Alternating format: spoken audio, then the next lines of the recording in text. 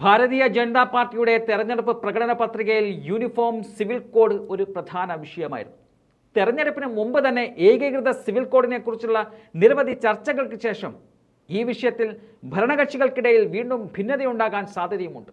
ബി.ജെ.പിക്ക് സ്വന്തം നിലയിൽ അധികാരം നേടാനുള്ള സീറ്റ് ലഭിക്കാത്തതിനാൽ നിതീഷ് കുമാറിന്റെ JDU, ചന്ദ്രബാബു നായിഡുവിന്റെ തെലുങ്ക് ദേശം പാർട്ടി എന്നിവയുടെ പിന്തുണയോടെയാണ് ബി.ജെ.പി കേന്ദ്രത്തിൽ NDA സർക്കാർ രൂപീകരിച്ചത്. എന്നാൽ ബി.ജെ.പിയുടെ അജണ്ടയിലെ വിഷയങ്ങളിൽ സഖ്യകക്ഷികൾ വ്യത്യസ്ത നിലപാടാണ് സ്വീകരിച്ചത്. ഏകീകൃത സിവിൽ കോഡിനെ കുറിച്ചുള്ള രാജ്യവ്യാപകമായ ചർച്ചകൾക്ക് ശേഷമാണ് ബി.ജെ.പി ഇത് തെരഞ്ഞെടുപ്പ് പ്രകടന പത്രികയിൽ ഉൾപ്പെടുത്തിയത്. അതിനാൽ കേന്ദ്രത്തിൽ NDA സർക്കാർ വന്നതിന് ശേഷം ഈ വിഷയം ഉയരുമെന്നത് ഉറപ്പാണ്. സ്വതന്ത്ര ചുമതലയുള്ള നിയമനീതി സഹമന്ത്രി അർജുൻ റാം മേഘ്വാൾ അടുത്തിടെ ഇത് സംബന്ധിച്ച് പ്രസ്താവന നടത്തിയിരുന്നു. അദ്ദേഹം പറഞ്ഞത് ഇങ്ങനെയാണ്: ഏകീകൃത സിവിൽ കോഡ് നിയമം ഇപ്പോഴും കേന്ദ്ര സർക്കാരിൻ്റെ അജണ്ടയിലുണ്ട്. ഇത്തവണ അത് നടപ്പിലാക്കുമെന്നതായിരുന്നു മേഘ്വാൾ പറഞ്ഞത്. എന്നാൽ കേന്ദ്രത്തിൻ്റെ പ്രധാന സഖ്യകക്ഷിയായ JDU അവരുടെ നിലപാട് വ്യത്യസ്തമാണ്.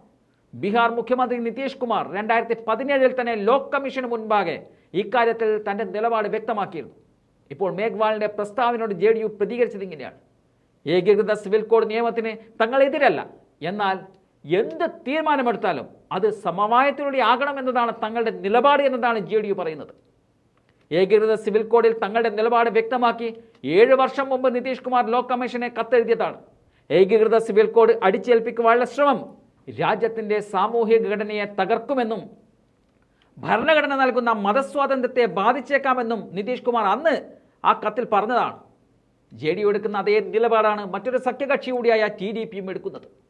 ചർച്ച ചെയ്ത് സമവായത്തിലെത്താതെ ഒരു കാര്യവും തീരുമാനിക്കാൻ സാധിക്കില്ലെന്ന നിലയിലേക്ക് ഇപ്പോൾ BJP എത്തിയിരിക്കുകയാണ്.